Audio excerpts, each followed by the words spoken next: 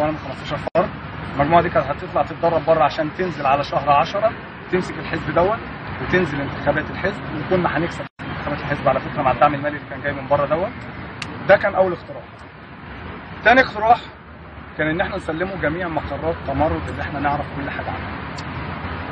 طبعا احنا قلنا له الاقتراح الاولاني ده يعتبر مرفوض، والثاني مرفوض تماما. يعني الاولاني بدا التفكير فيه واترفض، الثاني كان مرفوض تماما. طب العرض الثالث يا أستاذ؟ العرض الثالث بقى كان عرض شخصي من احمد لما فاق لنفسه نوعا ما، او كما يقول هو ان هو فاق لنفسه ان يبقى في فعلا تعاون شخصي ما بيننا بعيد عن مجال السياسه خالص، وان احنا نقدر ننتشله من عباءه الاخوان وندخله في وسطنا كشباب عاديين جدا، وان احنا نطلع معاه كبعثه بره. وبرضه الموضوع ده اترفض. احمد عرض علينا امبارح ان احنا نطلع شرم، انا مدام انجي معاها ابنها وهو، كل واحد فينا بصوت خاص في فندق، هو هيقول لكم اسمه وهيقول لكم على الشخص اللي حجز، وحجز لنا بالفعل في الفندق وحجز لنا تذاكر الطيران. ده اللي الناس كلها ما طيب تعرفوش. احمد، دلوقتي موضوع شرم ده مين الشخص اللي حجز والفندق اسمه ايه؟ المفروض سفريه شرم ديت اللي هم هيقعدوا مع اشخاص اخرون تقريبا، اللي هم هيتكلموا معاهم بحيث يتوصلوا معاهم لموضوع تمرد دوت او الخلفيه بتاعتها ايه. بس ولكن حاجه ثانيه انا والله ما اعرفها. انا بالنسبه لي ما كنتش اعرف انا بالنسبه لي انا ليا وظيفه واحده بس، اللي هي اللي انا اجيب ده بس، مش اكتر ولا اقل بس. ولكن تحت انا بالنسبه لي عملت كده تمام عشان هم الناس الوحيده اللي كانت بتدعمني، واللي هي الناس الوحيده اللي هتمشي في المشروع. بس طبعا عميد الداخليه اسمه ايه بقى؟ ايه؟ العميد بتاع الداخليه اللي كان هيديكوا الفيز بتاعت المانيا اسمه ايه؟ لا مش متذكر الاسم بالظبط، بس لا الاسم متذكره وانت لسه قايله من شويه يا احمد. استاذ صبحي هو اللي كان مبلغني الاسم. خلاص اسمه يا عميد ايه؟ مجدي احمد الشرقاوي. مجدي احمد الشرقاوي صح كده؟ صح كده؟ مجدي احمد الشرقاوي. الكلام استنى بس، لا اكد على الاسم. اللي انا كنت رايح له وزاره الخارجيه عميد في الجوازات. لا في وزاره الخارجيه. في وزاره الخارجيه. في وزاره الداخليه. ممكن تاكد على الاسم؟ في الخارجيه. في الخارجيه مش الداخليه. اسمه ايه؟ ايوه اسمه ايه؟ العميد ايه؟ مجدي احمد الشرقاوي. مجدي احمد الشرقاوي. طيب دلوقتي يا احمد، بعد الموضوع اللي حصل ده، هل انت لقيت اي اعتداء مننا عليك او اي اسلوب وحش تعاملنا بيه معاك؟ تحب تقول اخر كلمه ايه بس في الفيديو للاخوان المسلمين او لجماعتك او لحزبك؟ واحنا بنضمن لك الحمايه منهم على فكره، احنا بنضمن لك الحمايه منهم. واحنا بنضمن لك الحمايه منهم. انت هتعيش وسطينا. اللي مزعلني بجد تمام انكم ان انا اساسا مجالي بحث علمي تمام، وغير كده كمان معظم انا بالنسبه لي في الاول خالص لما كان عندي 17 سنه، انا 19 سنه دلوقتي، وانا ايام ما كان عندي 17 سنه وايام حاجات كتيره انا كنت مع الناس ديت عشان انا كنت شايف ان انا كنت في الثوره. فانت تيجي تستغل معرفتي ببعض الاشخاص وتخليني العب بعاطفتهم، ولما اجي اقع واجي اتكشف اقل ما فيها تضمن لي حمايتي او تطلعني، لا الاقيك انك راميني كده كاني كلب بالظبط كنت شغال معاك. ده التعامل بتاعهم يا احمد. طب ممكن طلب بقى دلوقتي، ممكن حضرتك دلوقتي تتصل بصبحي صالح وتقول له انا ممسوك وتفتح الميكروفون ونسمع رده؟ لو سمحت. وقبل كده قول له انا ممسوك والناس دلوقتي يعني هم قالوا لي بس ان انا اتصل بيك. لا من غير ما تقول. او قول له انا في اي مكان. انت دلوقتي تتصل بالاستاذ صبحي صالح وتقول له ان انا ممسوك، بس بعد اذنك تفتح المايك بتاع الموبايل.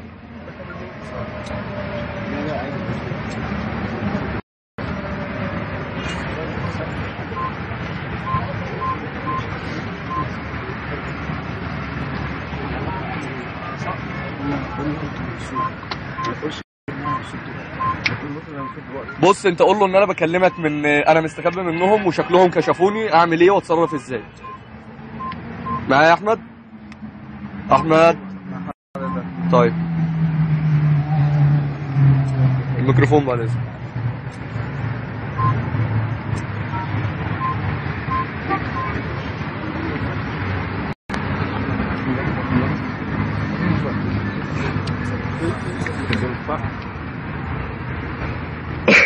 الميكروفون لا. التليفون مقفول.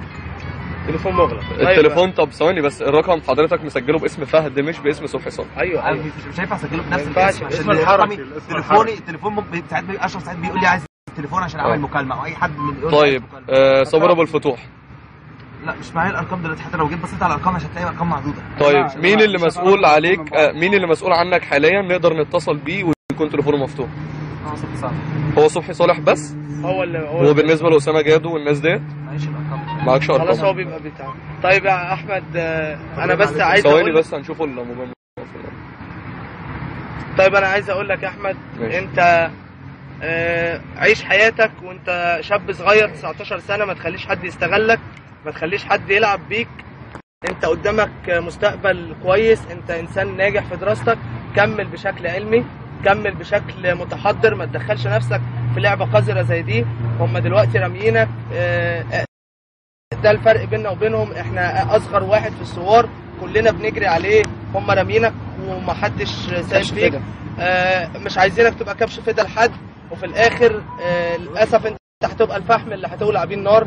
احمد قول كلمه بس في الاخر هي اللي محتاجه منك. قبل الكلمه انا بعتذر على اللي حصل، بس بجد يا جماعه انا كنت مغيب عن الموضوع دوت، تمام. وتاني حاجه انا اطلب انكم تدعوا لي، تمام، في المسابقه اللي انا داخلها ان شاء الله اللي هتنصل مصر في شهر 8 اللي جاي باذن الله. وانا اول باذن الله اي عائد ان شاء الله سيعود عليا من المشروع او من البحث، فانا ان شاء الله هيبقى عائد لمصر كلها، تمام. وانا مستعد من يا احمد العائد دوت هيبقى نظير جهدك انت ونظير شغلك انت، وبامر الله احنا هندعمك، مش هندعي لك، هندعمك في المشروع بتاعك.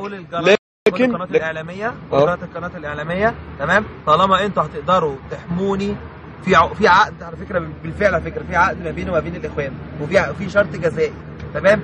انا معايا كل المستندات اللي انا باحث علمي واللي انا حاجات كتيره قوي، فلو انا بالنسبه لي اقدر اطلع في اي ميديا، اطلع في اي اعلام واقول على اللي حصل كله، تمام، بدون تخوف من الحزب، تمام. والكلام ده كله هيبقى بمستندات طيب واوراق رسميه. هيبقى في مشكله عندك لو اتنشر الفيديو دوت يا احمد؟